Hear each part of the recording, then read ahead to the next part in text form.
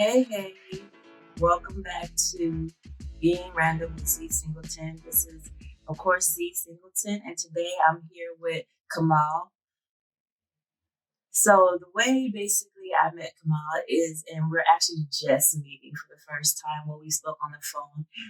His sister actually came on and joined me, Hanan, and we just kind of talked about you a little bit. And I said, wow, he's got an amazing story. And I think it would be great for you to join me for my Origin Friday so that you can actually share just kind of where it began and where you're at, because I think it's an amazing story.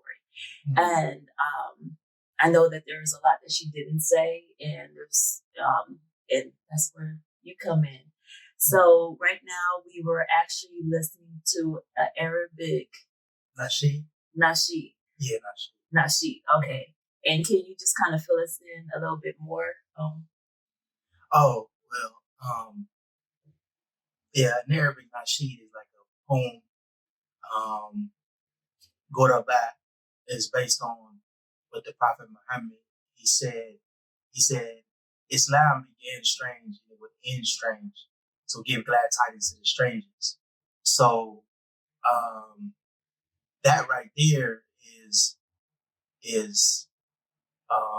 what was said by a famous Muslim revolutionary named Sayyid Qutb, Ghuraba, to where like I am a stranger in this land, meaning that I'm not gonna succumb to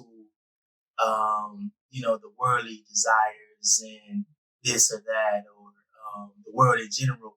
But what inspires me is that they actually said that while they were being executed in Egypt, and Sayyid Qutb, he was inspired by Malcolm X, and then now he inspires almost every revolutionary in the Islamic world. So that's a poem that they say where in the Arabic it says that we're gonna fight forever. These chains will not hold us. This thing will not hold us. You can do whatever you want to us, but we're Quraba. We are the strangers. We're gonna live forever. So that's what that is. That's deep.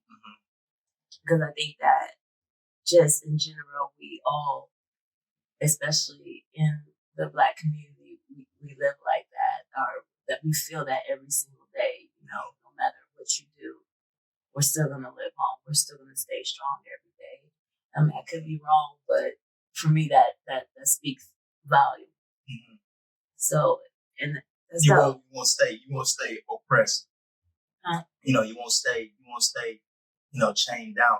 Right. So I love that.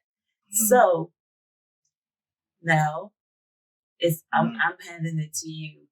Who are you? That's a good question. You see me the question. It's like, well, where does it all begin? That type of thing. I think that who I am over a long span of life, you had to say that in different parts I'm a different person. But who I am is, Kamal. I'm a father. I'm a husband. I'm a family man. Different aspects of me that makes me. But right now I believe that I'm in a field of just service. And I think helping people helps me. I did so much wrong in this world that I want to be a service to somebody. And when somebody get that I got it. I understand. I wake up. Everybody not gonna get it. Everybody not gonna understand. Everybody not gonna come to a realization of just being a human being. Right. But when somebody do get it and they change, they transform, it's like satisfying for me. It's like, okay, when I help somebody and I get them to understand, like, man, I gotta be a good person now. Then that's what I am. I'm somebody who is just as service to humanity as of now. Okay. Yeah. So what do you do? Right now I work for a nonprofit organization. Mm-hmm. So I'm like into like prison reform. Mm-hmm. Then I go to school, Cal State LA, for social work. Mm-hmm. So I work for different organizations. I work for, I gotta say which organization they are. Yeah, you don't have But to. I work with a lot of like gangs, some gang intervention. Mm-hmm. Like one guy, he called me the other day. He did like 20 years from a certain gang, and they about to go to war. They had war with another gang, and he called me and he told me like, man, I don't want to go and kill. I don't want to go and do what I've been doing. And I told him like, we gotta start thinking different. We gotta start changing our mind state, changing how we look at things, and I felt that by me telling him that, him being somebody, reputable, as they say, or somebody that's a factor, or somebody that's has a status over there, then by me telling him that, maybe I have saved a life, maybe I have stopped something, or maybe I can encourage him to go encourage the people that he has a voice over, Right. So I know I grew up in LA. Mm-hmm. And so I was like LA, Inglewood. I would, I basically grew up off of Florence and Vermont. So I was in between like all these different cities. Mm-hmm. And just growing up, I know that whenever you were a part of a gang, like it wasn't that easy to just be like, I'm not gonna do this, or I don't want to. Well, no, because you could get jumped out of it. And there was that. Right. But to know that, like, what I don't know how it is in 2023 now. You know what I mean? Because that was like, it's different game making all the way. It's not the 90s. It's not. It's not the 80s. Yeah, no, I'm not from the 80s now. I may have had a look today. You looking good. So, but, like, I don't know how that works now in the sense of that. So, please enlighten me. I mean, you may be enlightening a lot of other people too. For me, I got in the gang when I was young. I started off with cliques and things like that. At first, I was young and I used to think that gangs were like stupid. I used to be like, why are you killing each other? It don't make sense to me. However, I saw my friend, he got murdered in front of me. I was 10 years old, and I watched it actually from my sister's window. And it was in broad daylight. And when he got killed, I wanted to see the body. I wanted to see what death looked like. And so I went to the body, and I actually saw like the life leave his body, And I guess it'll be like another topic, but why wasn't I, scared, or why wasn't I, I was desensitized at the time. That'd be another, you know what I'm saying? Why, why was I desensitized at the time of seeing murders? But that led me to be in a gang, making that story short. That led me to be in a gang because I felt that if they would kill him, they would kill me. And since I'm over here, since I live over here, and they would kill me too. Now, as far as leaving the gang, I don't think I ever just like left the gang. What I did was make a transition in my own mind. And I think that whatever you do in life, you have to be a man about what you do. And a gang in itself is the community, a group, especially in Los Angeles, especially for Black gang members. We in this area, and this is our group. However, I don't choose to be a part of what they are part of. So I became Muslim at an early age, at 20 years old, and I went back down to my area. I'm from Inglewood, and I went down to Park, famous park, Rogers Park, and I was expecting to, to have these, we say like a fade or a fight or, like I was expecting something. What I was talking about, right? Yeah. I was expecting like whatever y'all want to do. I'm choosing Islam and whatever come with that. I'm going to go do that, but they never happened. I saw like one of my older homies, and I told him I seen my older homie and one of my younger homies. They was together, and they and I told him I said I'm Muslim now, and they was like, man, that's bold blood, you got shahada and this and this and that, and and I was shocked by the reaction. But my younger homie, he was just more like, oh man, you ain't gonna be out here with us. You're not gonna be, you're not gonna be, with us. You're not gonna be for this cause. You're not gonna be doing that.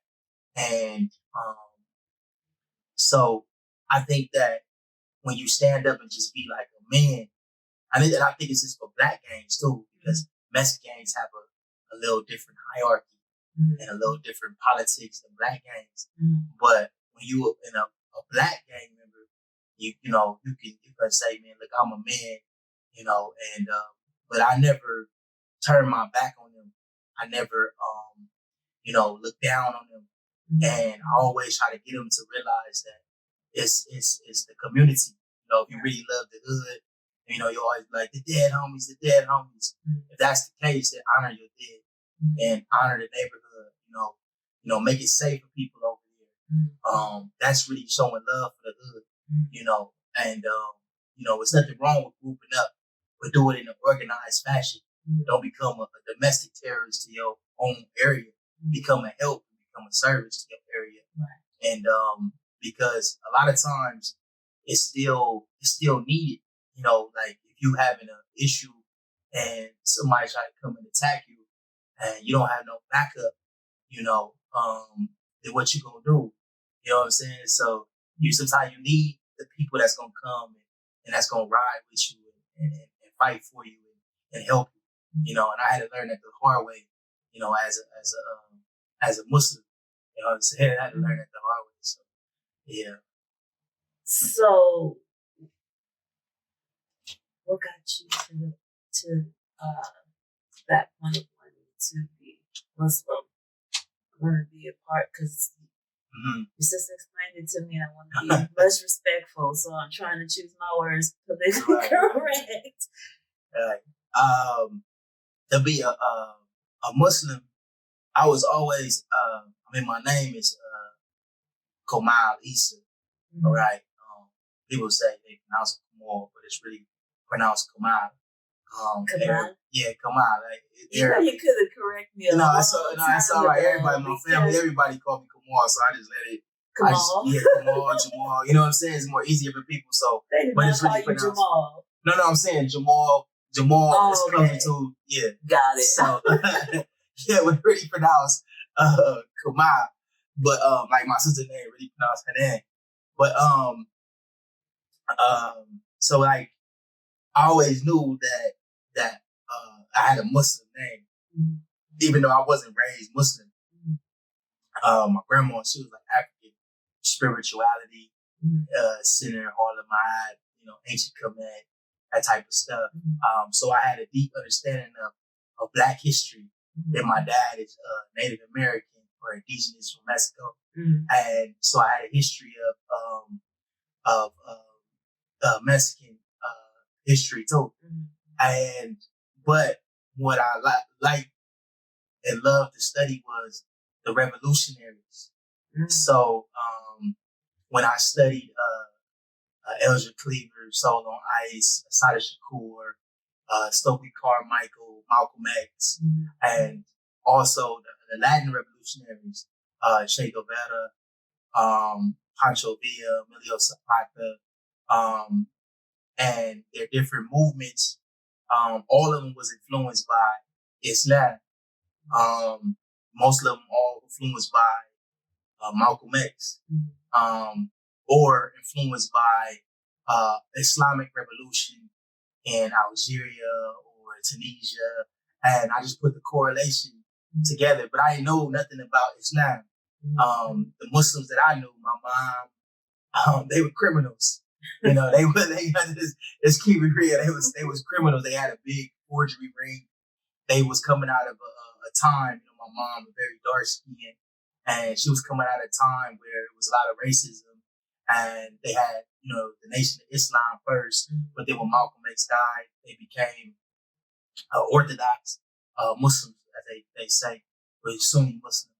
And but with their criminality, they felt that if the white man owns these banks, that we can rob them. You know, the white man is the devil, or the white man is evil, or look what the white man oppressed the black man. And so they had this criminality, this criminal thinking.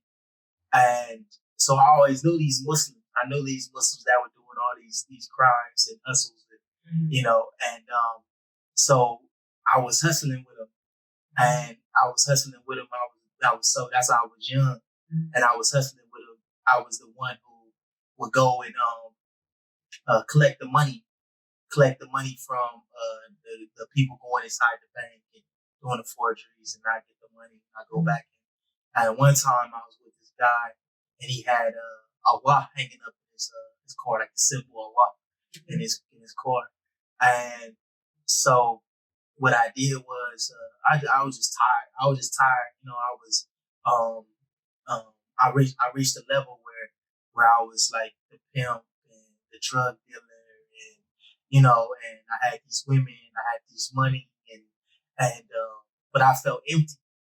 I felt empty. I wasn't like, you know, and then also I was into it with my brother over women and over money, and like really into it with him. Like I wanted to like harm him, you know, and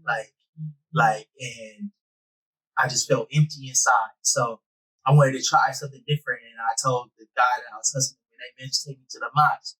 And so I go to the mosque, and I wasn't really impressed with the Muslims, because you know I know a lot of Muslims, you know, because they was all criminals.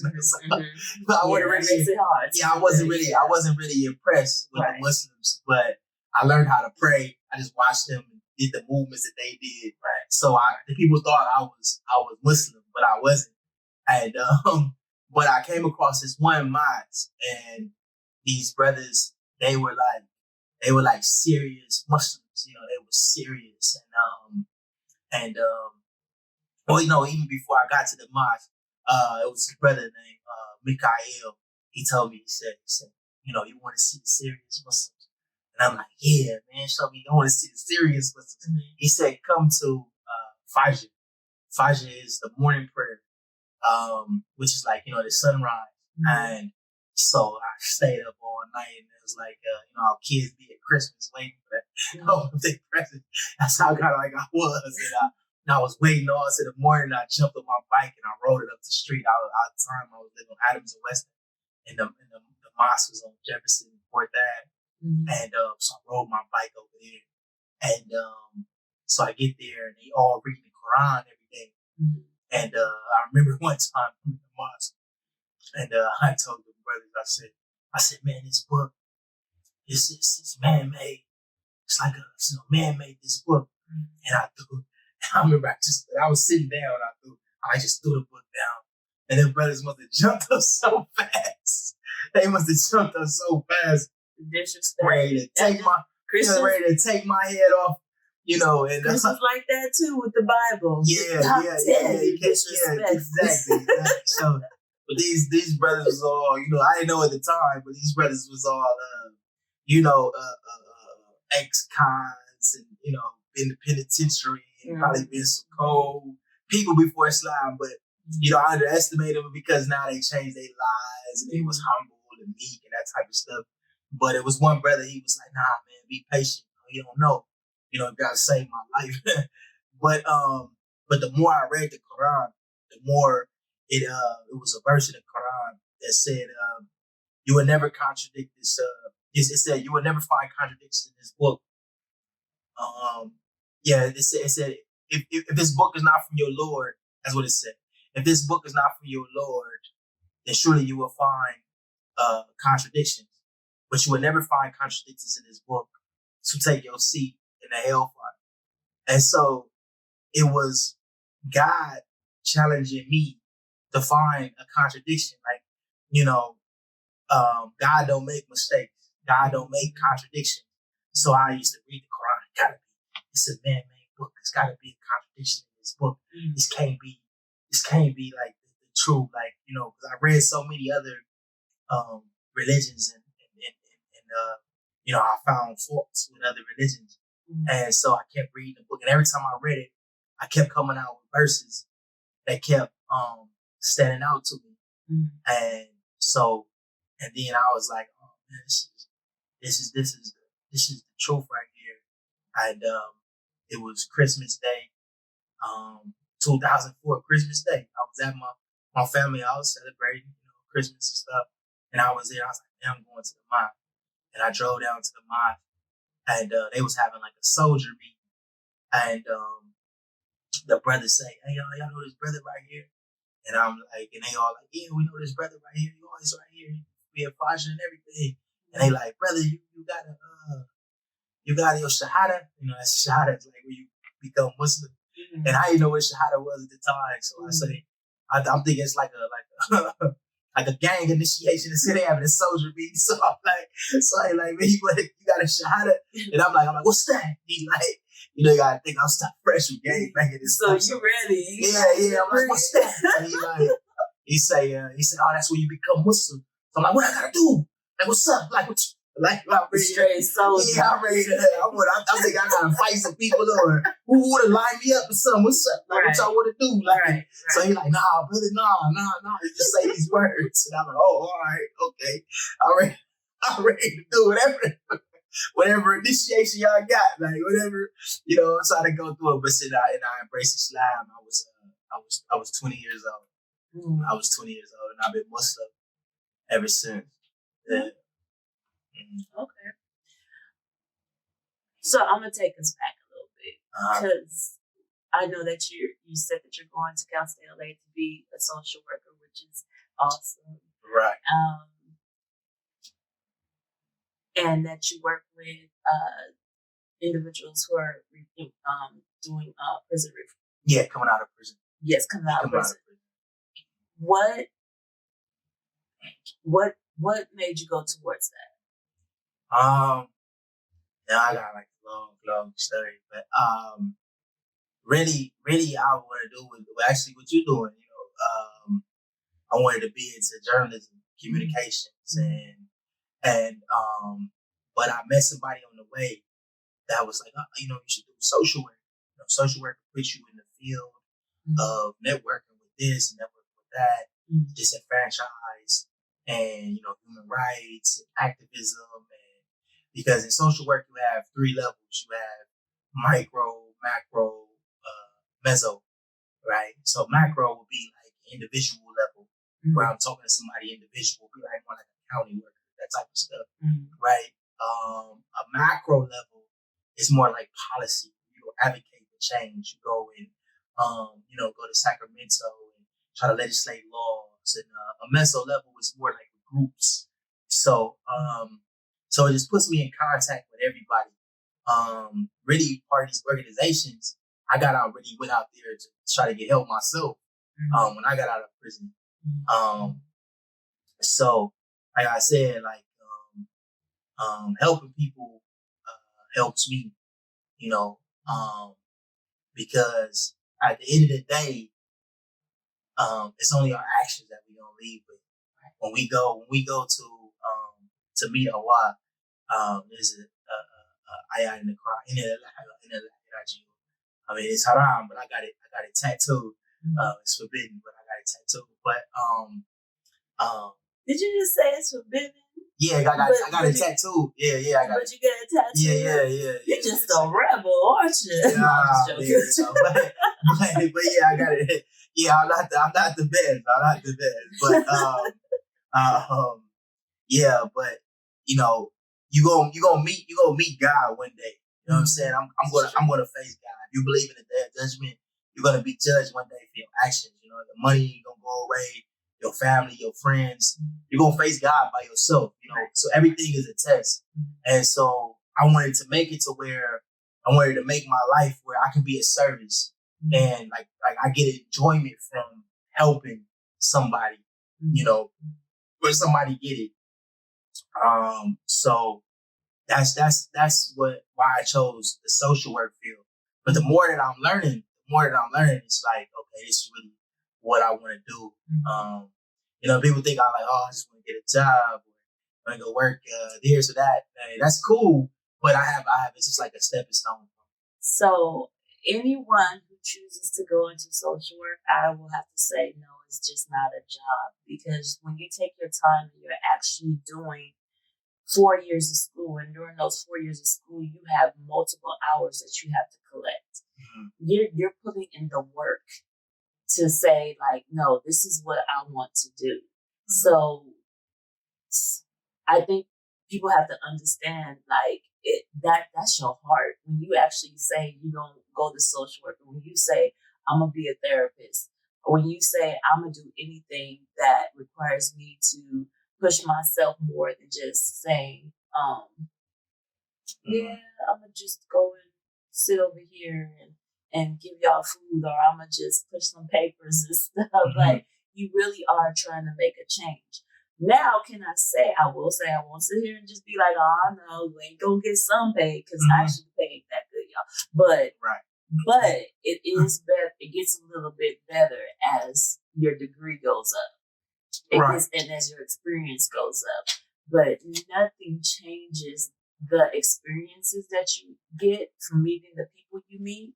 Nothing changes the feeling that you have, hoping that the words that came out your mouth, the steps that you took to help that individual, goes further past you. I used to work with children. That's like, right. So I know the feeling, and I was in the MFT program, that's marriage and family therapy program, and something clicked one day where I said, you know what, this is not where I want to be anymore. And I knew that it was eventually going to turn to something else. But I did get my master's, though. I did get it. Just not in that. Yeah, that's what I'm trying to do. That's why I'm in Council LA. They have a accelerated master program, and so they get my MSW. So hopefully I can, speed track it, fast track it. Right, but you hit it, and then you did, like, you touched it, and can I just say, this man said when I got out of prison, you went and got into Cal State LA. You didn't say, I'm going to give up on myself. I'm going to just sit here underneath the rocks and just lay low when I get out. Like, you said, no, I need to better. I'm going to continue to better myself. I just, that touches my heart so much. And I know that you're not the only individual out there in this world that's trying to do that. However, I know how many restrictions that get placed and how many, and it's like, because of your history, and it's like, no, that doesn't define me. I define me in what the steps that I take. So I just want you to speak to that. Oh, well, it is a struggle. It is. It's not easy. There is more mental health challenges, and spiritual challenges that I couldn't prepare for out here while I was in prison. I tried to prepare as much as I could for the challenges that I was going to have to face. But some things you just going to have to face them and learn as you face them.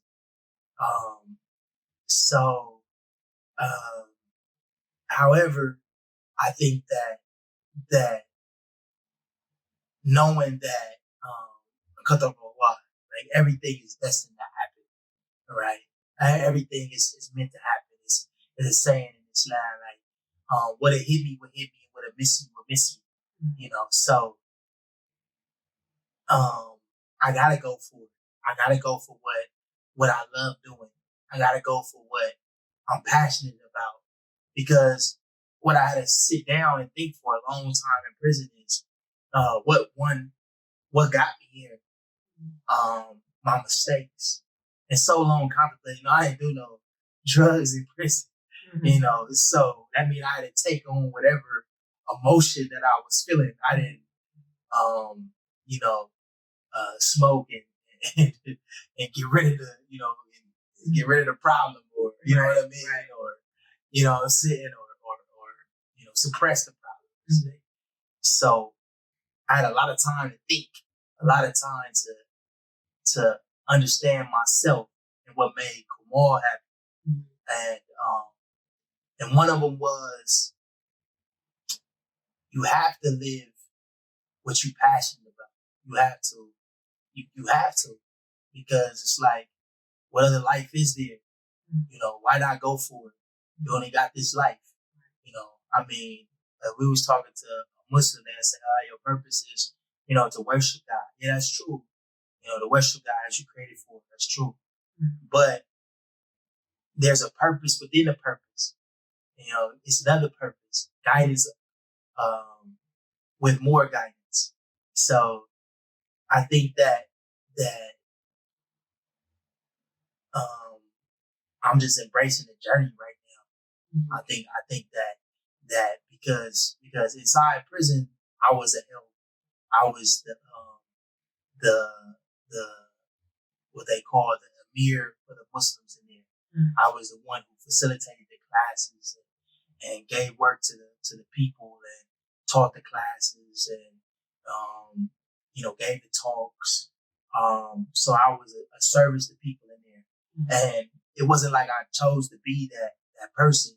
It was a African brother named Uthman who told me in court when I was being sentenced. I was sentenced to 18 years and 4 months, and I was real like distraught at the time, and I was just like, man, they gonna give me all this time, and it's unfair, and he was just like, alhamdulillah ala kulli hal, all praise due to Allah in all situations, and basically like stop complaining, like people got it worse than you, and he was like, come on, go and teach the people, and my other cousin who I actually like listened to, and value his opinion, he told me like, come on, go learn Arabic, and don't get involved with the Muslims in prison. They're not as serious as you, or they not been in the streets with Muslims as you have, and just go learn Arabic and learn and do what you gotta do and get out. But I took the advice of Uthman over him, and that put me in a lot of difficult situations, teaching people, stubborn people, and people who don't want to realize the true way of how to understand Islam and that type of thing. And so it put me in a lot of difficult situations in prison, especially when you in leadership. You got a lot of people that's that envy you and things like that. However, you got a lot of rewarding things too. I guess people still right now that call me for advice or still ask me for things, send them in prison, and they ask me for material or asking me, can you check on my mom, or can you check on my sister, or my wife, and they trust you with things that's values to them. And so I have to realize and honor that, and so well, I was good, but it's not the liquor. We drinking water. It's water. It's water. Nah, it's my body. Since I ain't worried. But yeah, so when it comes to just helping people, I think that I want to just teach. I don't think that I'm not naive. Like I'm just gonna wake up the masses or something like that. But however, there's always gonna be that one. And there's something in Islam called perpetual charity. Perpetual charity is when you die, when you die, your good action that you put out, the charity that you put out, will keep on living. So imagine if you taught somebody, and these people were robbers or thugs or criminals or, people that harm people, and you taught them another way of life to where they go out and do good from here on out. They go out and teach people, or they go out and become better than yourself. Then that in itself will become a perpetual charity, right? Because it was you that sparked that one person. It was you that gave them the tools needed to go out and do good, right? And so that in itself is like what keeps me going. When I see people, oh wow, man, this guy he just got married, or he just finished school, or I remember when I was in the cell with him, and he was lost, the conversations that he had, and now look what he's talking about. The guy don't even cuss no more. Me, I still cuss. You know what I'm saying? So excuse me. So they people become better than yourself, and encourage you to get better. And I gotta fix up. I gotta get more like this. I gotta get better on my dean. I gotta get better on helping people and that type of stuff. So I think that's where I'm at. I'm like, man, I need to get better. But that's why I really do it for. That's what I really enjoy, from just helping somebody, But a lot of times it is like, triggers, and you gotta know your triggers. You gotta know yourself, and it ain't just like I just, in dealing with administrations and organizations and the bureaucracy and the hypocrisy of it. You got all that too, and racist institutions, instructional institutions. But that's another time that I'm gonna be speaking about, and a lot of that sucking up. I just can't. I've never I just been can't. a suck up. Yeah, I just can't do it. So that's the worst. Yeah. I know everyone always says you gotta suck up to people, and I'm like, no, if I'm not genuine, it's not happening. Right, I'm right. sorry, I just can't do it. And I get it. A lot of people have come up because they have decided to oh, you this. No, look at anytime I say anything to anybody, it is genuinely coming from my heart. It is something that is true, and that is it. That's all. I'm sorry. Right. And I mean, unfortunately, that attitude though has cost me. Yeah, right. Me too. That energy has cost me. Me too. But it also has taught me just different things, and just how about to go, because there's a different way. You can always go around things as far as asking. You can get around that, and still people know, oh, okay, she's real, like she's honest, she's gonna tell you. You gotta be independent. You gotta independence is the only way you can have some type of freedom. It's and that's where I'm at. That's where I'm at. So some people would call it stubbornness. That's what I get called a lot. You're stubborn. No, I just see things away, and I hear you. I hear what you're saying to me, and believe me, I'm gonna take heed to what you're saying. Yeah, I'm gonna play it back in my head multiple times, and then I'm gonna, as anybody, we pick what we feel fits us and makes sense to us, and what doesn't, we be like, okay. Like kind of put in the basket.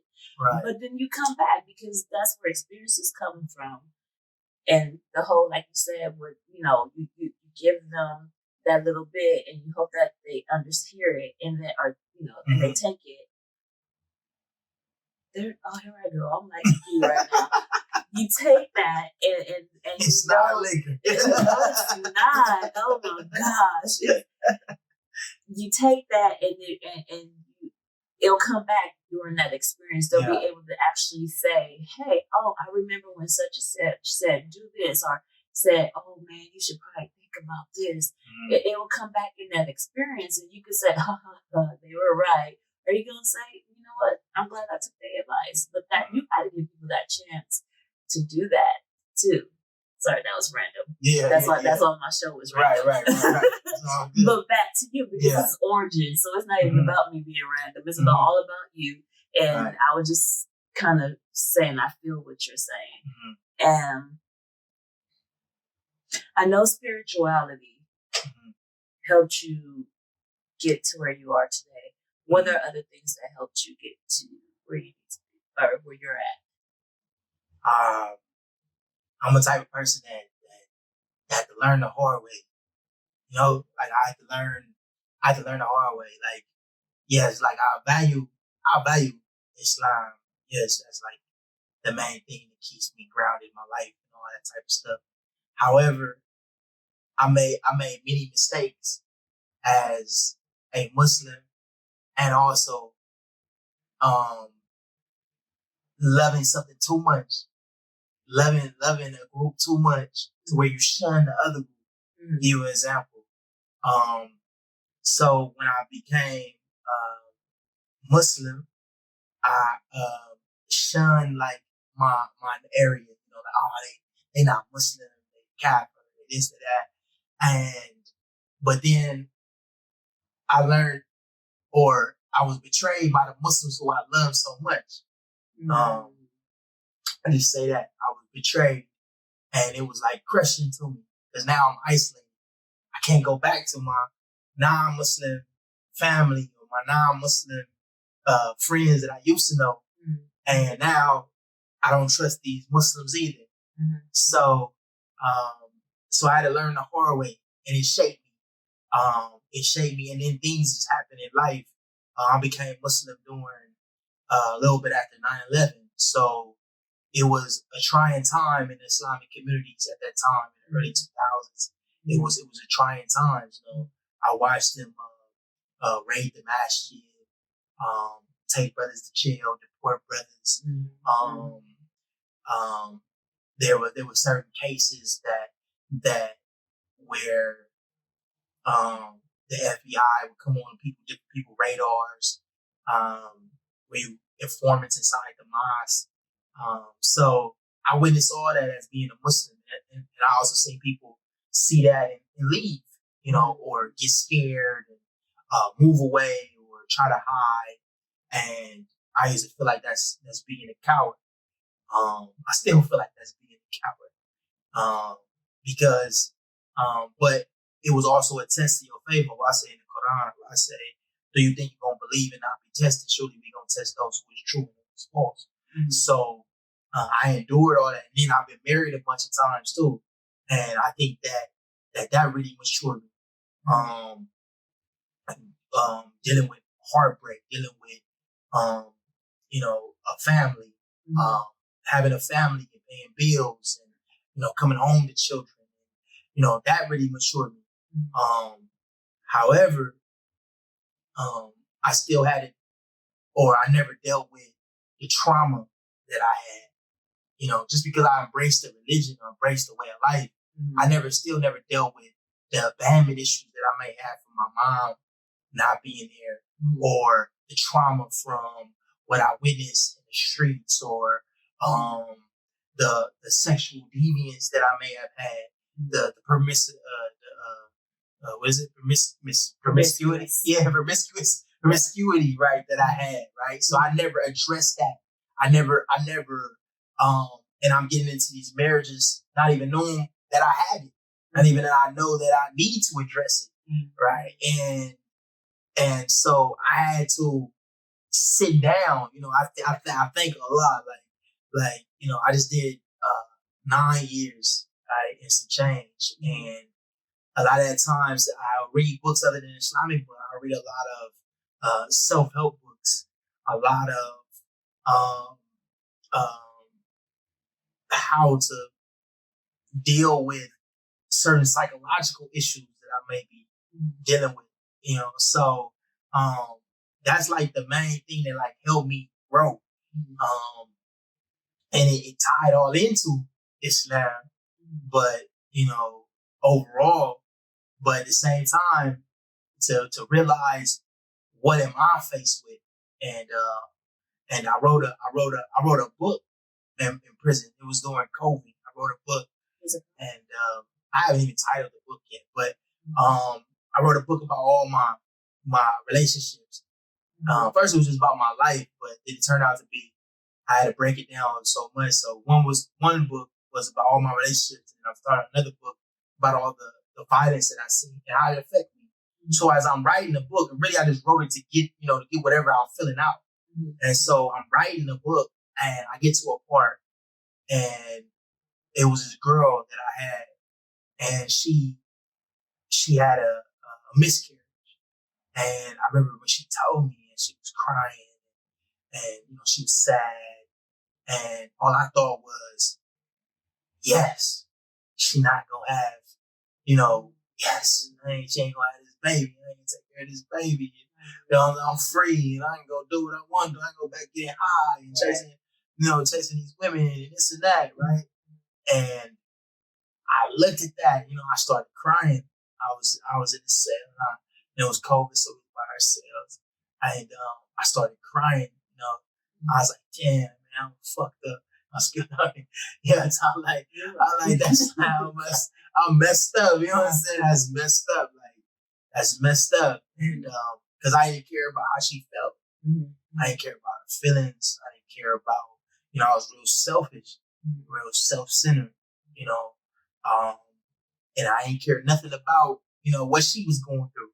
And she really loved me, and, and she loved the baby, and, she wanted to have that baby. She wanted to have that family. She wanted to have that connection. And me, all I could think about what I'm going to get out of it, and I was like, man, that's messed up. That's a messed up way of thinking. And so I think that I had to come to a realization that I got to watch how I think.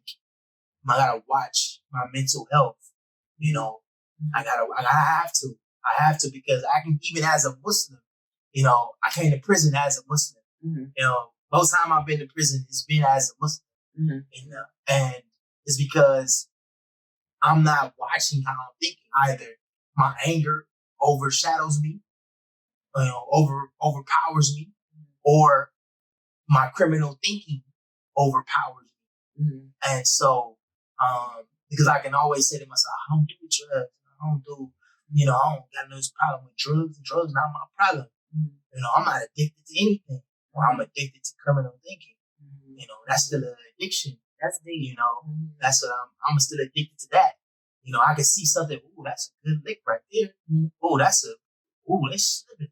It just, I got criminal thinking. And I never addressed that as a Muslim. Muslims not going, you're not going to the mosque and they like, we got a criminal thinking class. Right. They got a, what I'm saying? They got a tafsir class and a, how to pray class and that type of stuff. You ain't gonna teach you like, oh man, don't rob the bank today. You know what I'm saying? So, It is so, but so you gotta watch that. So while you were in prison, did they actually give you anything that helped you rehabilitate that you thought was good, or that really helped you in that process? No, prison don't give you. They have rehabilitation classes. One thing I ever learned from a self-help group is acronym called Mr. BAB. Mr. BAB is do not minimize, rationalize, blame, avoid, or absolutely deny or have denial, right? And that's the only thing I remember from a self-help group. I would just take the self-help group, try to knock on some time. But really helped me in prison was like I said, helping other people. I remember at a time, I was giving a talk called the Khutbah. Since I was the Amir, I would give the talks, and there was this guy afterwards, young dude from Compton, from West Side Peru. He would come up to me. He wasn't Muslim, and he come up to me. The girl that got killed in the crash, Slauson, with the baby, and there were a few of them that got killed. He, I guess that was his cousin or something, right? Or something like that. And So he came to me. He was like, you know, man, I'm dealing with this and this and that. And he was like, yeah. And the other girl, I guess her other sister, was like thinking about killing herself or something like that. Mm-hmm. And he coming to me, asked me, said, man, you know, come on, man. You know, the homies, they be going to you know, they be going to Juma and you know, but I be really listening to you, man. I be listening to you. And remind you, you know, I used to think like he was like this like young. They have this thing in prison, this drug called Spice. Spice, like, makes you like dizzy. You give it like you be like, right. So that this is what really goes down. right. So I'm just thinking like, you know, I don't really take them like serious or whatever. Like I'm used to right. So but then he was like, nah. And he told me like, man, I remember that time you said this and this and this. And I remember that time you said this and this and this. So I'm like, oh, you'll be paying attention. And then he said, man, you got, you know, something to help me. And I remember I gave him this book called The 13 Things Mentally Strong People Don't Do. And I said, you know, read that to, you know, your family. You know, you got to be mentally strong. You got to, you know, overcome the thoughts that they may be having. Mm-hmm. And that in itself is like, you know, big to me. That's what helped me. Like I was in prison. Mm-hmm. You know what I'm saying? That's what really like motivated me, kept me grounded, and disciplined to come up with, because people depended on me. Mm-hmm. You know, people were depending on me for advice. People depended on me for guidance. Mm-hmm. And so that was a big thing in prison, that I was always writing and studying. And I think that now that I don't have it out on the street, it's kind of like threw me off a little bit. Mm-hmm. You know, I got to get back to learning, maybe because I'm back in school now, so it may help me a little bit. But right. But yeah, that's what really helped me. Because I never like the curriculum for like self-help groups. You know, most of the time it's not really like designed to really help you. It's designed just to pass you along, mm-hmm. so that you can get your time knocked off, get your rank credits, or mm-hmm. that type of thing. But education, I would say, education and teaching people really taught me how to teach. Really taught me how to learn. Because when you teach somebody, you're gonna be learning from them. Mm-hmm. You're gonna see, oh, okay, that's how you think. Mm-hmm. And I've never been one of the people, you know, I always tell you know my level, like, hey man, I'm just a little bit above you. I'm not, you know, I'm at the same level as you. I'm not, you know what I'm saying? I'm just put in this position. You know what I'm saying? So, and I will always be corrected. You know, oh, okay, that makes sense. My bad. I'm wrong. I don't know. You know what I'm saying? So I never been like one of the people, oh no, it's what I say. Nah, I just, you know, sometimes I don't know. Right. And so since I learned like that really helped me. That really helped me learning from other people. And so many people all over, you know, the state of California and even out of the state mm-hmm. of California, that I learned, you know, so many different personalities. Like, you know, that's why I'm so good at reading people so fast. Mm-hmm. That, like, you know, it's a survival in prison. You have to learn how to read people fast. So you already read me? I'm a little scared. Okay, I'm not even gonna ask. I'm not gonna ask right now, but I will once this is off. Yeah. So, because we're gonna wrap it up, I mm-hmm. just kind of, if you had to talk to your younger self, mm-hmm. This kind of a two-part, but what would you tell your younger self? And then at the end of the day, would you relive everything that you have already experienced? No, no, I would not. You went into the mic for that one. No. If I had to talk to my younger self, I would say that if you can love, know that love is finding out somebody's necessity. You know, because if you fulfill somebody's necessity, right? Mm-hmm. And necessity might not be just the relationship itself, or just, you know, giving something to somebody, but finding what actually is a necessity. Like, for example, my friend, we walked around the yard for all these years, and I said, "Man, I love you, bro." He said, "I love you, bro." And but his necessity is his mother, right? He can't get to his mother. His mother might be sick. He can't get no food to her, right? That's a necessity, right? That's what he loved the most, right? And if you can fulfill that, if you can go over and just check on her or give her some food, or not only would he love you back, but he would respect you, right? He would respect you. And to my younger self, I would have to say, like, because of I was so selfish that I would expect my family to love me based because they my family. And I would expect a certain type of love from my family because they are my family. But in reality, I don't even understand who they truly are. I just know them as my family, my uncle, my auntie, my cousin. But what they really love or what their real necessity is, right? Because one might like the band. Another one might like concerts. Another one might like, going out and fishing. But if I don't ever understand them, how can I expect them to understand me? Right. And understand my necessity, what I really need, right? Because I might not really need money. I might really need for you just to be there at certain times. Or I might need,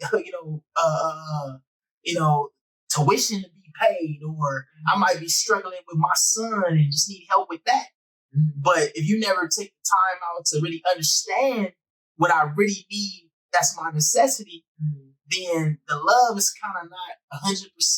Right. So it's love, but it's not love with understanding. Right. And I think that my younger self needed to know that, because I had a lot of relationships that I'm constantly saying, man, I love. Or I have relationships with my family, with my grandmother, with my sister. And I'm constantly saying that, I love you. I love you. But I really don't understand what they're going through as a parent, or what they're going through as a sibling, or what they're going through as, and I think that I want my younger self to understand that you have to understand somebody, and really get to know what they really need so you can fulfill that. And then that's to show true love. So with that said, because I hear you and I feel you, but I always believe in giving our younger selves grace, because can you say that your necessities were filled in your younger self? My necessities were filled in my younger self? What were they fulfilled? Like, do you feel like people understood what you were going through, how you were feeling, like you said, the trauma of just like your mom and just, 10 years old, you saw your friend die right in front of you. So there are things that I say we got to give our younger selves grace. We got to forgive our younger selves. And I also say that, I don't know what else I say, but those are the two main things. We got to give ourselves grace and mercy, just like grace and mercy. We got to give it to ourselves too, because there may have been a chance that you didn't get what you needed in that moment. Right. Because I can say for my younger self, all I ever wanted was my mother. Did I get her the way I wanted her? Right. I got used to giving her in like little pockets, like here. Oh, okay, I'm gonna come visit you. And then it's kind of realizing, well, maybe that's why in relationships you accept the bare minimum and think that's okay, and you fulfill everything else inside of you. So I'm just saying, I guess. If your necessities weren't fulfilled, how could you, as a child, know how to fulfill everybody else's? But exactly. It would take a level of education, of guidance. I think that I have come to learn just out of life that you can't, like I just said, the acronym, I'm not going to minimize or rationalize or blame, or avoid or deny. So I don't blame my mother or my family or the woman that I chose to be with for not knowing or understanding what I actually need. Because maybe back then I didn't probably understand what I needed either, right? So it takes a level of understanding yourself, and um, so before you can even get to the necessity of somebody else, you need to understand yourself, understand. And I think that at that time, my younger self, I was just searching. I was searching. I was so deceived by the world, or felt deceived by the world, or felt let down by the world, that I didn't trust nothing. So everything was, let me take it with a grain of salt. Like, what you say? Like, because I seen so much evil. I seen so much wrong that when you a child and you see that and you left unprotected, now you kind of like, like when something is supposed to be, the person that you're supposed to trust, the fireman, the police, the teacher, you're supposed to trust them. A kid supposed to trust them, the parent, right? You're supposed to have a level of trust with these people.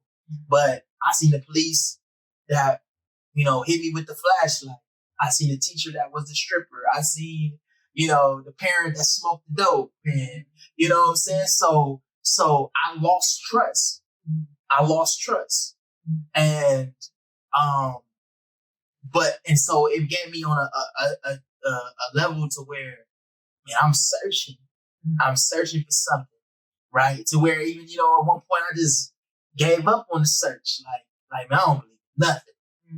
Life is about, getting high, getting women, getting money, and that was my whole life, but it didn't fulfill me. Right. So, one thing that I had to learn was, if I was still speaking to my younger self, I would say, man, constantly learn, constantly study, constantly. And that's where I'm at. I'm still constantly learning, still constantly studying. Don't ever get comfortable. Don't ever get comfortable and satisfied with where you at. Never. Always want more for yourself and more for your, for your family, or for your soul. Always want more. Always believe that you can get better, because you're a human being. You will never be perfect. So that means you can always get better. And but like you said, like, you gotta have some grace for the person that don't know, the kid who don't know, the kid that's misguided, right? And because that's one thing in social work they always tell you, like, gotta have empathy. And sometimes I don't have empathy. I don't. I'm not gonna lie to you. I'm not. I don't be having empathy. I be seeing some people like, oh man, that's your first step right there, brother. That's your first step. The fact that you know that you don't have empathy. Sometimes folks don't know they. Yeah, some people I just be like, man, I don't know, man. You get in a fight, I don't, So I don't be having, empathy a lot of times, because, and that's might be from what my life. I look at somebody like, man, come on, bro, like, man, like, man, you better, man, go on with that. You know what I'm saying? Like, people got it hard out here. Like, you crying. You know what I'm saying? So so I gotta just learn that balance of tough love and when to but people tell me that, like, oh man, you need to have more empathy, like more. That's what they say. They say, in this field, you gotta have a lot of empathy for people. And I just be like, some people I don't have. None. You can just, you can fall right down. You know what I'm saying? But we are so over. We're over time. Yeah, it's all good.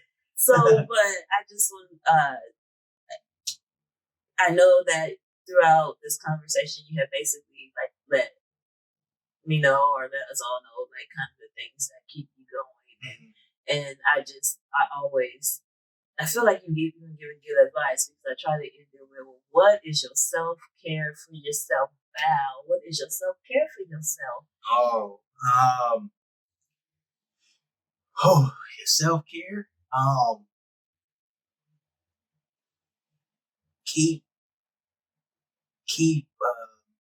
Keep God first. Like you got right there. Keep God first. Keep God first, and know that. Just know that whatever happens will happen, and how you change destiny. But there's two sides of destiny. Like if I moved it like this and I move it like this, both of them was written. But good actions change destiny. It prolongs, your life. So, but now when when I say keep God first, then like, oh, think about God. I mean the commands, like really, really, because I'm like struggling. Like it's not easy. Like I'm not going to sit here and pretend like it's not. It's a difficult thing, because there's a saying in Islam. It says it's hadith that says that the this world is a prison for the believers and is a paradise for the disbelievers. And what that means is, it doesn't mean like, oh, you in a prison, like a physical prison, right? What it means is right. What it means is you have restrictions, meaning you can't go out here and just commit all type of evil, right? For the people who can commit evil, that's all they got is this life.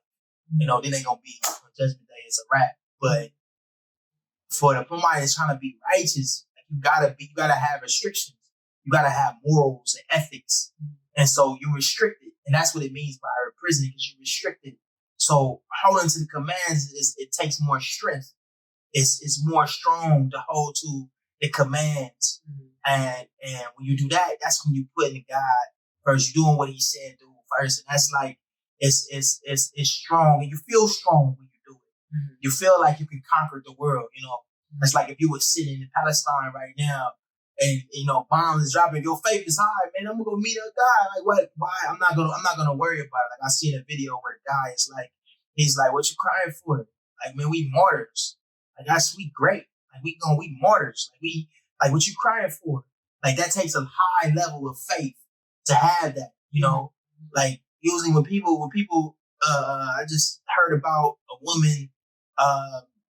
She young too, like in her 20s. She drunk herself to death because her dad died. So and she young. She like only like 24 or something like that, and drunk so much. At 24, drinking so much where your organs shut down. And I thought that I was weak. For smoking some weed after my dad died. You know what I'm saying? And I thought and I felt bad, like, oh man, I'm weak. My faith is weak right now. And but it's other people that has no faith whatsoever. No faith. And if you don't have that, even if you read, Think and Grow Rich, like even if you want to be rich, you gotta have some type of faith. You gotta have faith.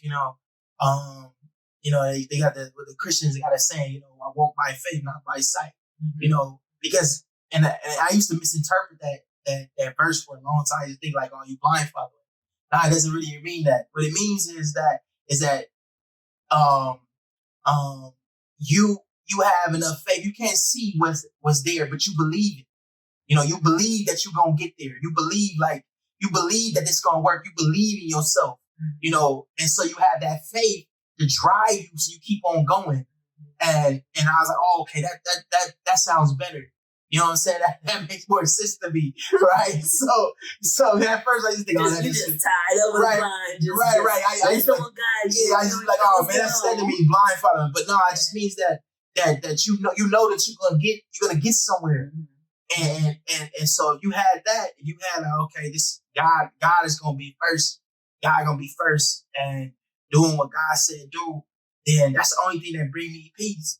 That's the only thing. Like I can still have the best clothes or the car or the job but I got to get back to more praying, just seeing my sister, like, wow, man, her story, like, wow, man, like, look at you now, like that's like inspiring to me.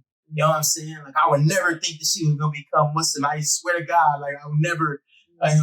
She gonna hear this one day. Like, I never thought she was gonna become Muslim. I used to be like, never.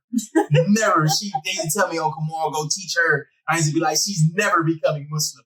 She's never gonna pray to God like how I pray to God. Never. She's never. And now she's like outshining me in certain things. Like, she's still my sister. She's still, but she's just like outshining me though. Like I was like, wow, man, you really outshining me. Like, it makes me, but in a good way though. I just want to be better. Right. You know what I'm saying? So that's really like how you stay centered. That's what's up. Do you go get your nails done, your toes done? Nails done? Man, do it. Oh yeah, definitely. I mean, yeah. I thought you knew something I didn't know. My sister might touch you something. Like, his toes like messed up or something. But nah. I was just talking about for self-care. Oh, okay. I was like, yeah. I don't know what your toes look like. Right. Yeah, I'm gonna do all that. I'm gonna do all that. That's, yeah. And then just go to the gym and that type of stuff. Physical self-care. Yes. Physical self-care. Go to the gym and go back to work out. Get my health right. I bought a juicer. Somebody bought me a juicer. And so I'm gonna get it. That probably was telling me something. I'm gonna get too fast, but so I'm gonna do all that too. Yeah. I mean, we do things when we're ready. So, but I'm gonna check in though. I am. Oh yeah, definitely. I'm gonna check in and see if you did it. Definitely. I don't know how I'm gonna do that because I want to respect your marriage, but I'm gonna just you said it. He said it here, y'all. Maybe I'll have you come back again and we can see, we get an update of how life is, and you can bring up some of the other stuff. I think I got some things definitely that we could talk about on a different level because it was just origin. So right. I really shouldn't even been talking at all. Pretty much. Yeah. Just a couple of things. It's all good. But, I mean, it is what it is. Mm-hmm. So thank you for coming. Oh yeah, thank you for joining us. I just want to say at the end of the day, I don't have a quote for today, but I do have a thought that don't set yourself short. Give yourself grace always. I mean, I think we get hard on ourselves or we judge. And like I said at the beginning in my introduction, this is a non-judgment zone. And I think that you got to understand that your steps have already been made and it's all about you just going through them. So make it happen every single day. Like this is your last day, your only day to make that right choice. Y'all, till next Friday, enjoy. I know this.